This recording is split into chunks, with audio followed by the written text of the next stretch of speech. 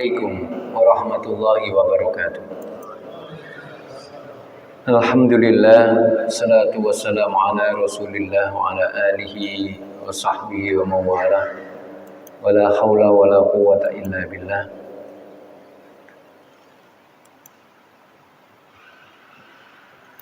Subhanaka la ilma lana illa ma 'allamtana innaka antal alimul hakim. Amma ba'du. Jemaah sekalian,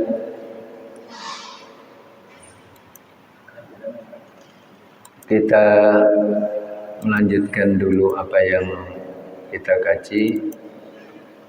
Kita mulai dari ayat 231.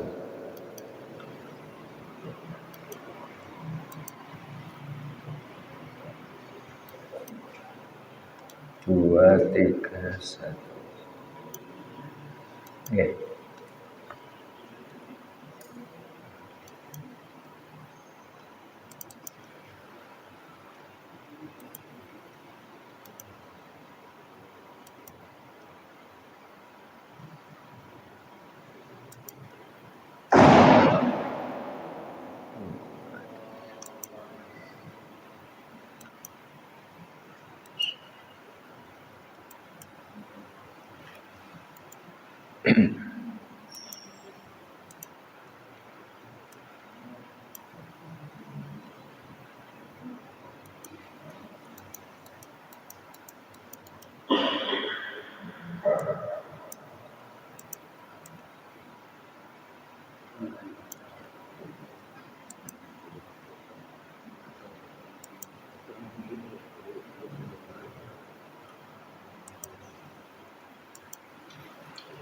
أعوذ بالله من الشيطان الرجيم.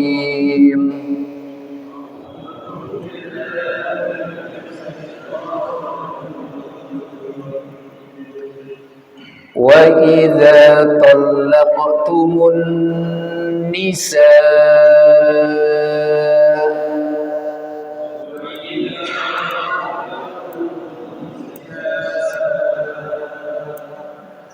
فبلغن أجلهن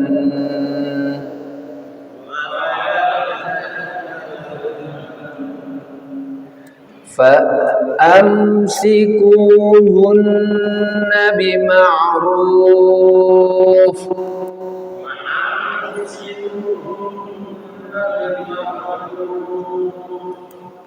أو سرحوهن بمعروف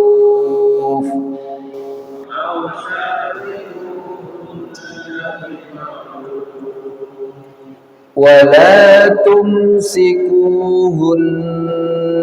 ضرارا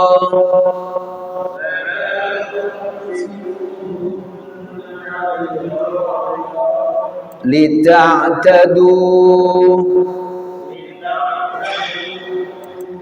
ومن يفعل ذلك فقد ظلم نفسه ولا تتخذوا آيات الله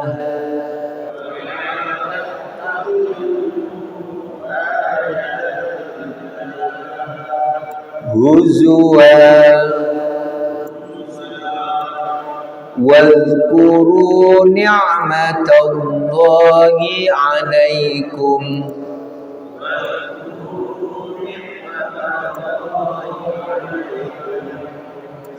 وما أنزل عليكم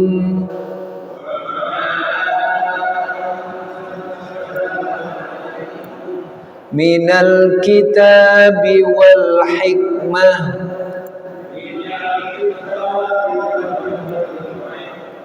يعظكم به واتقوا الله واعلموا أن الله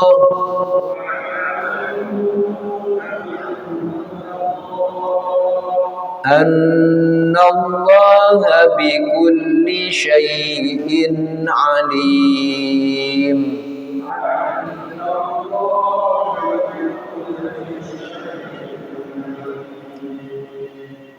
Baik.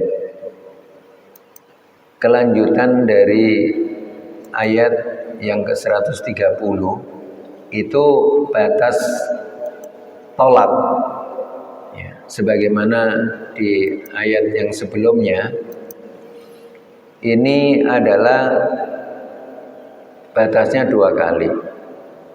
Tetapi kalau sudah sampai 3 kali apa tidak bisa kembali ke istri yang sebelumnya ditalak? Bisa, dengan jalan wanita itu yang bekas atau mantan istrinya, mantan istrinya itu dinikahi oleh orang lain terlebih dahulu, baru kemudian seseorang itu bisa menikahi mantan istrinya. Itu satu. Nah, berikutnya Allah Subhanahu wa taala memberikan aturan. Ini termasuk ayat-ayat tolak yang menceritakan secara lebih detail ya, di surah Al-Baqarah. Meskipun nanti juga diberitahukan tata caranya sebagian di surah At-Tolak. Oleh Allah Subhanahu wa taala di ayat yang ke-231, fa idza talaqtumun nisaa, apabila kalian telah menceraikan istri, karena pakai alif lam di sini, ini berarti tidak semua perempuan. Jadi kata talaqtumun nisaa ini ada alif lamnya. An-nisa. Berarti di situ kalau di dalam bahasa tata bahasa Al-Qur'an, itu namanya ma'rifah. Ya. Ma'rifah itu artinya sesuatu yang sudah ditentukan. Kalau tidak ada alif lamnya nakiroh. Nakiroh itu berarti umum, perempuan umum. Nah, karena ada alif lamnya inilah yang kemudian diterjemahkan jadi istri kalian karena ada alif lam yang ada di sini. Ya. Jadi itu sudah cukup untuk menunjukkan itu adalah bukan perempuan umum. Ya. Lalu fabalaghna ajalahunna, setelah itu wanita itu sampai balagna ajalahunna, sampai ajal waktu yang ditentukan. Jadi waktu yang ditentukan ini adalah waktu merujuk. Ya, sebagaimana sebelumnya sudah diterangkan tentang merujuk itu adalah kita menunggu salasa quru. Ya, waktu suci atau waktu haid. Kalau sudah sampai waktunya ada 2 pilihan. Ya, pilihan yang pertama adalah 1, fa'amsikuhunna bima'ruf. Allah menggunakan kata imsak. Amsik, imsak itu ditahan. Maka perempuan itu ditahan untuk tetap menjadi istrinya lagi dengan dirujuk. Yang kedua, ausarrihu. Jadi Allah menggunakan kata-kata ya, sarrihu, ya, saroha. Ya. Surah itu artinya ya berterus terang untuk dilepas. Kata amsik dan kata sarrih itu di dalam terjemahannya bahasa Indonesia ya adanya cuma rujuk dan cerai saja. Tetapi sebenarnya kata-kata ini bisa kita dapatkan di dalam tafsir yang lebih banyak, itu milik tafsirnya Al-Qurtubi. Ini dijelaskan lebih banyak tentang Kenapa kata-kata itu yang dipakai oleh Allah? Ya. Kata-kata itu dipakai karena seperti yang digunakan dalam bahasa amsik itu pegang. Kalau memegang berarti di sini ada, karena mengolor-olor, semakin diolor ya masih tanggung jawab dia. Karena belum dilepas untuk jadi tanggung jawab orang lain. Inilah yang disebut oleh Allah, dia si suami itu sedang menzalimi dirinya sendiri. Seluruh dari apa yang terjadi pada diri istri yang diperlakukan seperti itu, seluruhnya dosa-dosanya ditanggung suami. Itu sebabnya Allah menyebutkan faqad dzalama nafsah, bukan sungguh dia telah menzalimi istrinya. Enggak, istrinya itu apa saja. Misalnya dia melakukan sesuatu gara-gara dia, maka dosa itu kembali kepada suami. Karena perlakuan itu. Itu namanya dosa yang dilakukan oleh orang lain gara-gara dia. Gara-gara si yang mengadakan sesuatu tadi, yang melakukan gara-gara. Inilah kenapa Allah sebutkan faqad, sungguh dia telah menzalimi dirinya sendiri. Allah tidak melempar ke istri, tidak kepada suami. Kenapa? Karena dia disebutkan di ayat selanjutnya ini, kelanjutan dari ayat itu, wala, dan janganlah tatakhidu, kalian menjadikan ayat-ayat Allah huzwa. Kata huzwa ini adalah pelecehan, main-main. Padahal pernikahan itu bukan untuk main-main. Ya, meskipun itu adalah salah satu dari bagian permainan dunia. Tapi ini karena menanggung makhluk yang bernyawa. Nah, disitulah kemudian kata yang berat adalah ketika itu sudah dijadikan permainan tidak mengikuti Allah, maka itu keluar dari keabadian. Keluar dari keabadian, paling enaknya ya sebentar saja. Sebentar saja. Tapi yang abadi nanti tidak enak. Maka oleh Allah dipakai kata huzwa. Pelecehan lah bahasa kita yang umum, ada melecehkan. Ya. Nah, itu yang terjadi ketika seorang suami itu ya tidak menceraikan, juga tidak melanjutkan pada posisi hanya mengulur waktu, tapi tetap dipegang. Tidak bisa.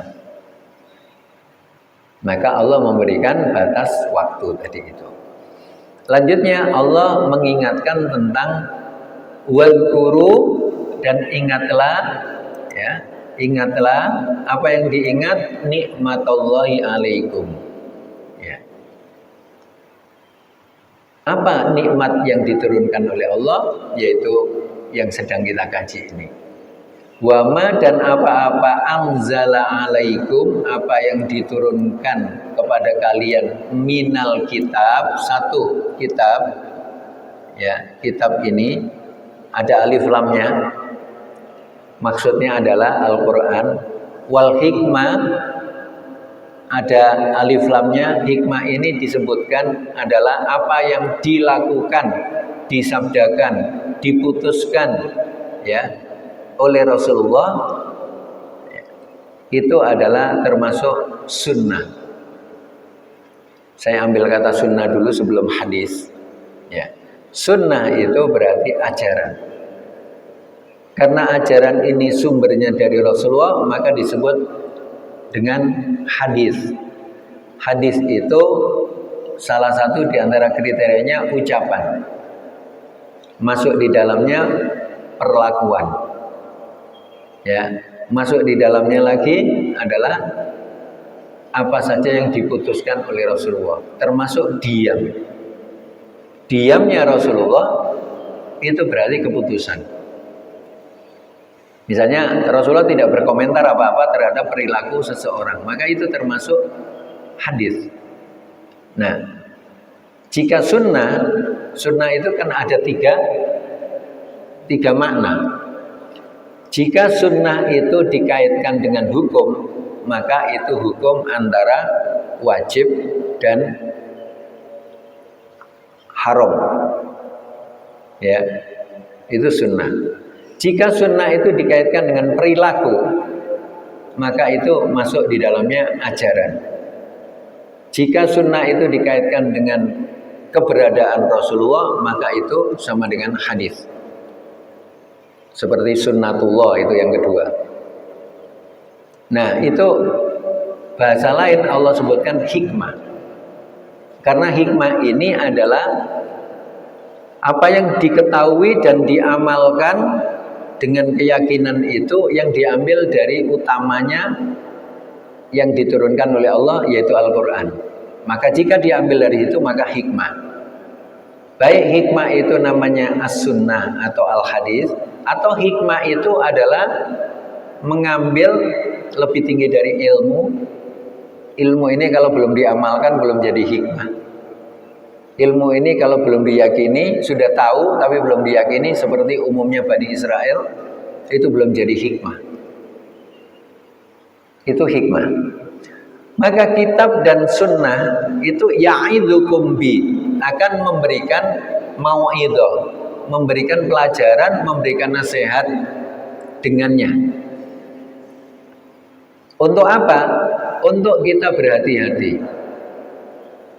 Berhati-hati agar kita tidak terjerumus enak sebentar, sengsara selama-lamanya. Enak sebentar. Orang yang biasa menzalimi orang lain itu biasanya enaknya sebentar. Apa enaknya? Puas. Puas saja. Nah, puas itu loh selama apa? Tidak sampai 24 jam puas itu. Dan itu hanya berlaku 1 jam, itu sudah lama puas itu. Setelah itu sudah hilang. Nah, karena itu Allah mengingatkan tentang wattaqullah. Takutlah kepada Allah. Wa'lamu, ketahuilah, annallaha, bahwa Allah itu bikulli syai'in, terhadap segala sesuatu itu tidak ada yang tidak diketahui. Semuanya ketahuan. Nah, gitu. Tidak ada yang tertutupi, tidak ada. Ya. Apanya yang mau ditutupi? Makanya penutup ayat ini sangat bagus sekali untuk membangkitkan kesadaran diri. Apa yang ditutupi? Perlakuan apa yang ditutupi oleh suami kepada istri? Istri juga begitu. Apa yang ditutupi oleh dirimu terhadap suamimu? Tidak ada. Ya. Kenapa? Karena ini yang akan menilai adalah Allah. Sebelum Allah, itu yang akan mengabadikan semua makhluk yang ada di sekeliling kita. Semua makhluk. Satu, apa yang kita lakukan, kulit kita ini merekam. Jadi kulit kita ini punya CCTV, punya catatan. Yang nanti ketika Allah memberitahukan kepadanya, ayo kulit, kamu bicaralah terhadap makhlukku yang kamu tempeli. Dia akan berbicara tentang kita utuh itu, sepenuhnya. Ya, gitu. Itu satu. Belum lagi bumi yang kita pijak. Bumi yang kita pijak ini juga punya CCTV, punya rekaman utuh. Yang nanti kalau cerita kita mau berjalan kemana, kita mau pergi kemana, bumi ini merekam kita dari awal sampai akhir. Kalau dia bercerita 0 sampai pungkasan, dia akan bercerita lengkap, tidak ada yang tertinggal. Ini baru 2. Belum raqib atid. Belum. Raqib atid belum.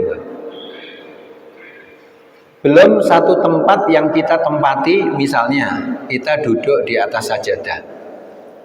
Yang kita duduki kan sajadah atau tikar atau karpet. Kan tidak semuanya ada karpet. Karpet pun akan berbicara. Ketika Allah memberikan kesempatan berbicara, karpet akan berbicara. Kalau kita pegang misalnya HP, kan tidak selamanya kita pegang HP atau kita pegang dompet. Apa kita lakukan dengan dompet?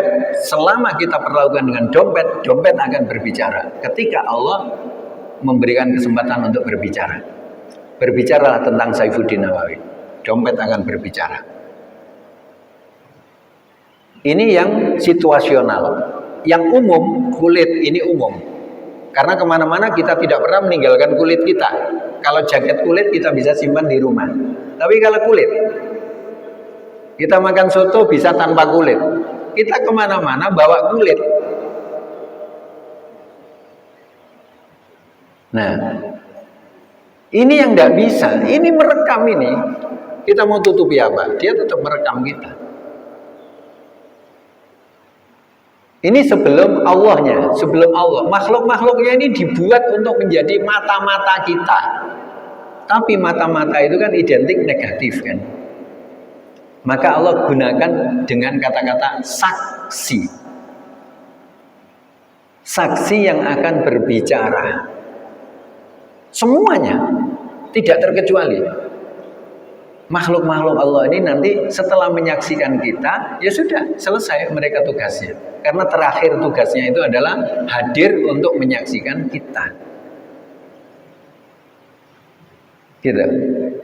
Nah, bagaimana dengan kulit manusia yang menyaksikan manusia itu? Setelah menyaksikan, ya selesai. Kulit yang dipakai di akhirat itu sudah bukan kulit yang menyaksikan tadi. Selesai sudah.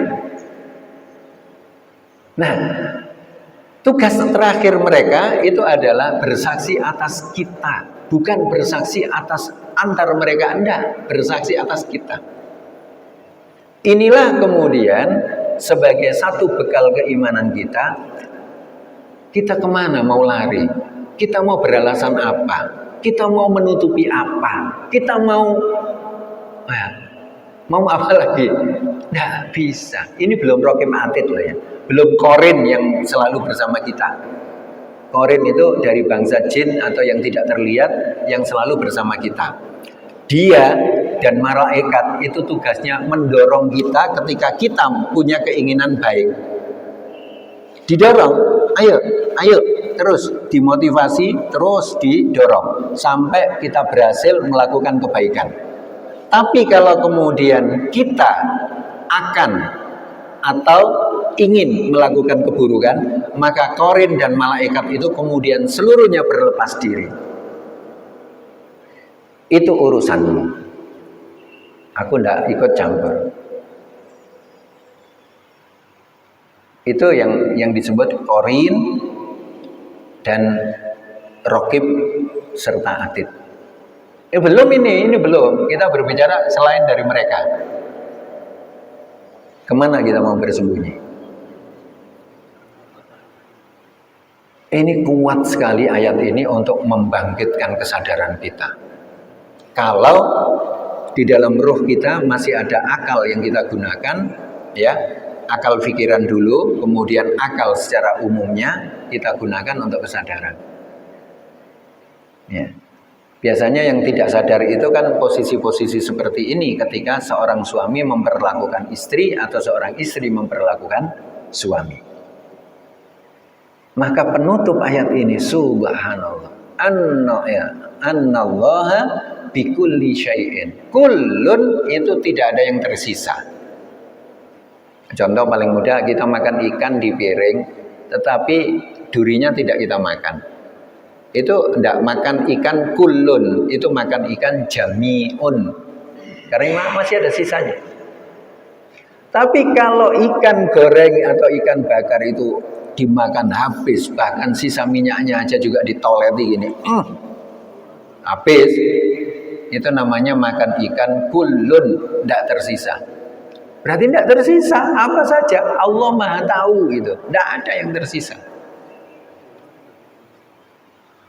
Nah, ini yang kemudian memunculkan sesuatu yang kita hadir sebagai hamba Allah untuk kembali melakukan apa yang dikehendaki oleh Allah. Itu yang penting di akhir dari ayat ini. Ya. Ayat berikutnya pada dasarnya itu adalah melanjutkan dengan konsep perceraian. Ya. Apa yang harus dilakukan ketika seseorang itu bercerai? Ya. Jadi yang pertama adalah fa idza talaqtumun nisa fa baladna ajalahunna, ya, fala ta'duluhunna. Ya. Ini berkaitan tidak lagi kepada suami, tetapi kepada walinya, orang tua, ya, itu wali pertama. Kemudian berikutnya adalah walinya adalah saudara kandung dari perempuan itu wali urutan kedua. Saudara kandung berarti dia seibu, ya, bukan sebapak, seibu dulu, ya, karena itu yang akan menjadikan dia wali. Wali ini bukan ahli waris, wali dulu, ya. Kemudian berikutnya adalah saudara kandung dari bapaknya, baru urutan yang ketiga. Ya, saudara kandung dari bapak si perempuan itu. Itu kalau yang dua tidak ada. Ya. Jadi ini yang kemudian Allah berpesan fala ta'duluhunna. Adl itu artinya kekang. Ya. Tapi diterjemahkan biar enggak terlalu, kalau dikekang itu kayak apa? Menghalangi. Kenapa tidak pakai sodun? Enggak. Ya. Kalau ta'dul itu seperti seseorang itu mau bergerak tapi susah. Itu namanya adl. Kalau sodun itu dia mau ke depan dihalang, dia masih bisa mundur. Dia bisa ke samping. Tapi kalau adl itu mau bergerak susah. Itu namanya adl. Makanya jangan sampai memperlakukan anak perempuanmu yang barusan dicerai itu untuk dihalangi ataupun dikekang agar dia tidak menikah, mendapatkan suami yang lain. Oleh ini walinya lagi sudah terlepas dari suami. Ya. Bagaimana syaratnya? Idza taradau bainahum bil ma'ruf. Idza apabila si wali dengan perempuan, anaknya yang perempuan yang barusan dicerai tadi itu, yang kemudian jadi janda, itu ada yang ketiga orang lain yang di situ sudah diketahui kemakrufannya, kebaikannya, maka jangan dihalangi. Ya sudah. Nah, karena banyak di antara kembali ini bukan suami lagi, kembali ke laki-laki tapi perannya sebagai orang tua. Tadi perannya suami, sekarang laki-lakinya sebagai orang tua. Orang tua kadang aduh trauma, nanti anakku digitukan lagi, nanti anakku digitukan lagi. Itu trauma pada orang tua laki-laki. Akhirnya ditanya, sudah usah lah nak, sudah di sini saja, kasihan cucuku. Nah, misalnya begitu. Ini kasus umum karena di antara klien-klien atau yang konsultasi dengan saya itu di antaranya ya begitu. Kendalanya kendala orang tua. Anak mau menerobos orang tua kan tidak mampu, tidak berani. Sementara ya dia ini ingin ada lagi yang memberikan perlindungan karena orang tuanya juga satu, misalnya sudah sepuh. Tapi namanya orang tua kepada anak kan tidak ingin dibegitukan lagi. Tidak ingin kejadian itu yang kedua kali. Tidak ingin kejadian itu apalagi yang ketiga kali, kan tidak ingin. Tapi Allah ingatkan, jika itu sudah nampak ma'rufnya, jangan dikekang. Silakan dilepaskan lagi. Nah, begitu. Kenapa? Allah sudah memberikan alasan di sini. Jadi, kalau disebutkan di sini, sekarang kita lihat, orang tuanya beriman kepada Allah dan hari akhir enggak? Kalau orang tuanya beriman kepada Allah dan hari akhir, maka ketika melepaskan itu sebenarnya bagian dari dia untuk menikmati nanti selama-lamanya. Kenapa harus dilepas? Karena sudah ditimbangnya dengan ma'ruf, bukan dengan perasaan, bukan dengan trauma, bukan dengan pikiran saja, tetapi ditimbangnya dengan ma'ruf. Ma'ruf itu artinya secara kemanusiaan, siapa saja manusia tahu kalau itu baik. Tidak harus dikalahkan dengan emosi, tidak harus dikalahkan dengan trauma masa lalu, tidak harus dikalahkan dengan egoismenya, tidak harus dikalahkan dengan pikirannya, apalagi tidak harus dikalahkan dengan jabatan dan keilmuan yang dimiliki karena aku profesor di bidang hukum. Tidak. Semuanya harus dikalahkan dengan ma'ruf. Itu. Makanya Allah mengatakan dzalikum yu'adzu bihi, itu adalah pelajaran dengannya itu bagi siapa? Mangkana, siapa saja minkum di antara kalian, yang penting itu adalah yu'minu billah, yang dia beriman kepada Allah dan beriman kepada akhir, laksanakan itu. Satu alasan. Alasan yang kedua, secara kemanusiaan dan secara psikologis, dzalikum, yang sedemikian itu azka lakum wa athhar. Dua-duanya disebut. Satu, tazkiyah itu adalah kesucian untuk diri, toharo itu kesucian untuk jasad. Ya. Jadi secara psikis, secara kejiwaan itu adalah ya akan lebih suci dengan dilepas itu. Sehingga anak yang sudah menjanda itu juga tidak menjadi macam-macam dalam jiwa dan pikirannya, dan di dalam dirinya juga langsung ada perlindungan yang lain jika menghendaki untuk menikah lagi. Itu sebagai orang tua harus sama-sama mengerti tentang aturan Allah ini. Tidak bisa untuk diperlakukan, didahulukan emosi, didahulukan egois, didahulukan trauma, macam-macam, tidak usah. Dahulukan Allahnya ini. Ini aturannya. Kembali lagi Allah menggunakan kata wallahu ya'lamu. Allah itu tahu. Ya. Dan ini menggunakan kata ya'lamu, ini kata kerja yang berlaku sekarang, yang akan datang terus-menerus selama-lamanya. Wa antum la ta'lamun, selama-lamanya kamu itu kalau tidak diberitahu ya nggak akan tahu. Gitu. Penutup dari ayat ini subhanallah. Jadi setelah ditunjukkan begitu cara interaksi antara bapak dan anak, ya, apa yang mau disembunyikan lagi? Tidak ada lagi yang harus disembunyikan.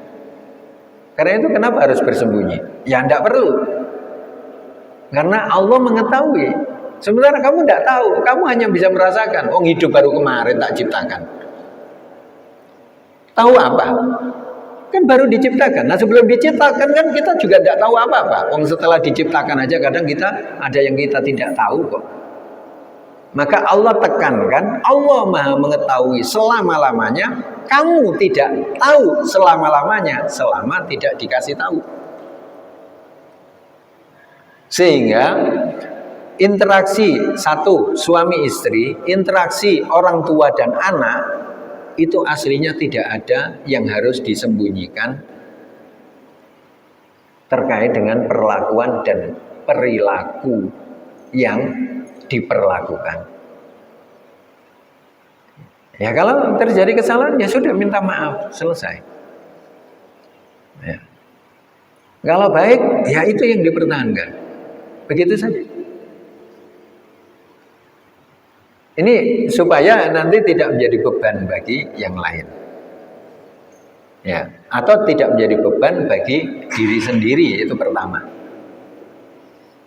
Ini yang kita dapatkan di ayat lanjutan, yaitu tadi suami istri, sekarang adalah orang tua dan anak.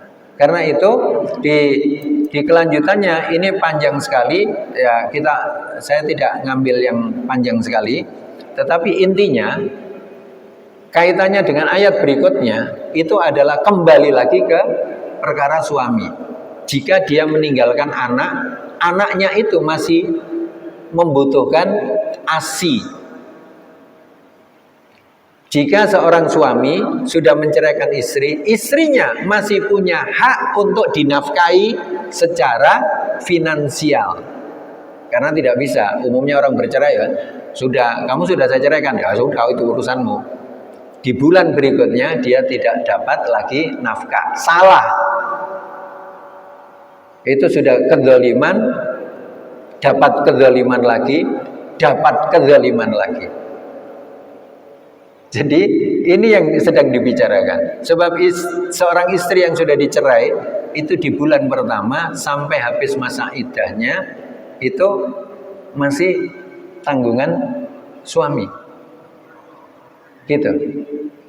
Masih harus dikasih nafkah setiap bulan untuk makan. Umumnya orang cerai masih begitu? Enggak. Setelah cerai selesai. Nah, karena inilah yang disebut kezaliman, gelap sudah. Yang kedua, jika masih meninggalkan anak, apalagi anaknya itu perempuan, sampai kapanpun walinya adalah bapaknya. Gitu loh. Bapak kandungnya. Diganti siapa lagi? Tetap ke bapak kandungnya. Nah nanti ketika menikahkan anak perempuan ini kan juga ketemu lagi dengan mantannya. Kalau masih ada, kalau masih sama-sama hidup.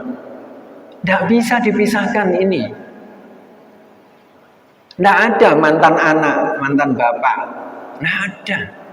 Selama-lamanya bapaknya yang tadi, yang sebelumnya jadi istrinya ibunya. Kalau perempuan masih panjang ceritanya. Ya. Kalau laki-laki juga masih panjang ceritanya. Karena binnya itu masih nyangkut di sini. Tidak bisa dibinkan bapak barunya. Tidak bisa. Jadi panjang ceritanya. Maka tidak bisa dengan cerai putus segala-galanya. Tidak bisa. Laki-laki nyangkut gennya. Karena kan bapak saya, ya, misalnya, ini contoh, bapak dan ibu saya cerai. Ya sudah, bapak bukan bapak kandung saya. Udah bisa, dia tetap bapak kandung saya. Saya, ketika menyangkut nama saya ya Ahmad Saifuddin Nawawi bin Ahmad Nandar, ya tetap saja bapak saya.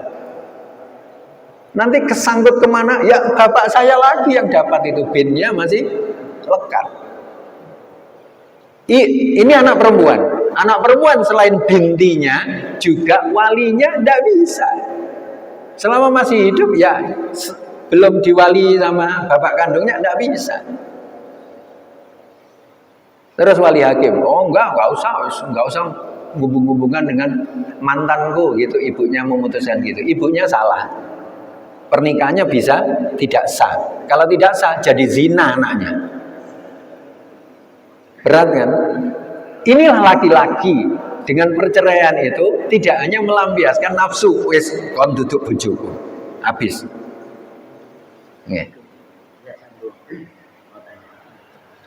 Bagaimana kalau bapaknya cerai, anaknya perempuan tapi anaknya itu hidup bapak.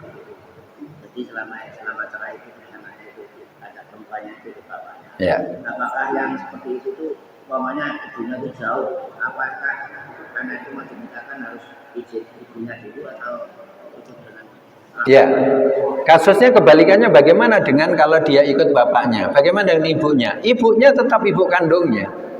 Sampai kapanpun kalau ketemu itu adalah ibu kandungnya. Sampai kapanpun dia berada di mana itu tetap ada kewajiban atas ibu kandungnya selama dia belum menikah. Kalau dia menikah itu kewajiban sosial saja.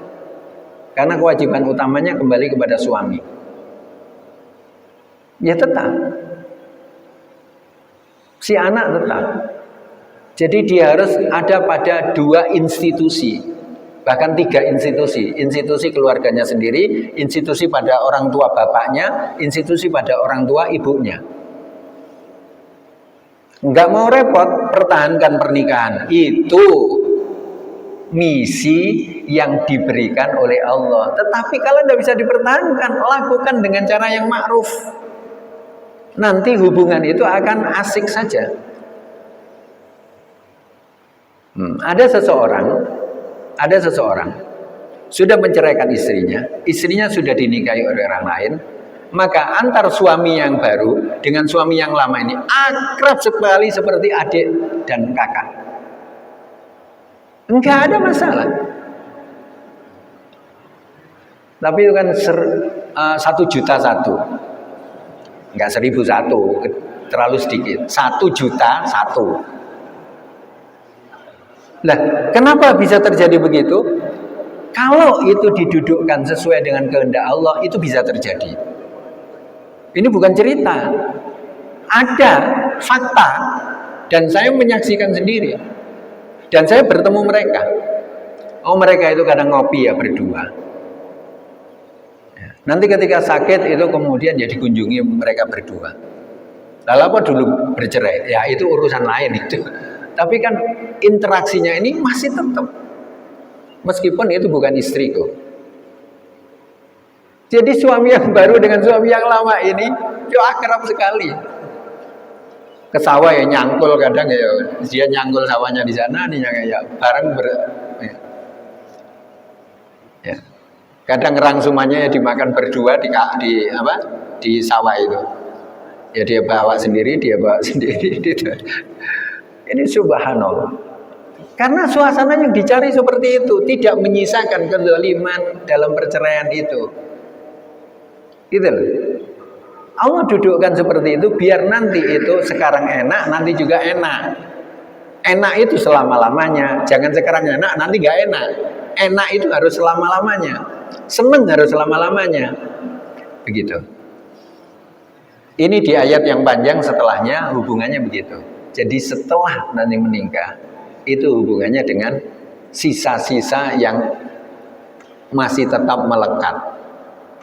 Ya, dimulai dari penyusuan, lanjutnya ya, dan selanjutnya sampai pernikahan, dan selanjutnya sampai kematian, sampai di akhirat nanti punya kaitannya dengan orang tua, baik bapak maupun ibu, khususnya dalam hukum bapak, dalam hukum juga ibu, begitu. Nah ini pelajaran hidup yang diajarkan oleh Allah kepada kita terkait dengan satu saja dalam kasus perceraian atau tolak. Semoga ini jadi pelajaran kita juga bagi anak-anak kita, bagi cucu-cucu kita, seluruhnya jadi pelajaran agar kita bisa mendudukkan sesuatu sesuai dengan apa yang diperuntukkan oleh Allah, sesuai dengan apa yang diatur oleh Allah, supaya kelak kita bisa enak selama-lamanya, senang selama-lamanya. Saya kira begitu untuk pagi ini. Allahu a'lam bishawab. Kita akhiri dulu.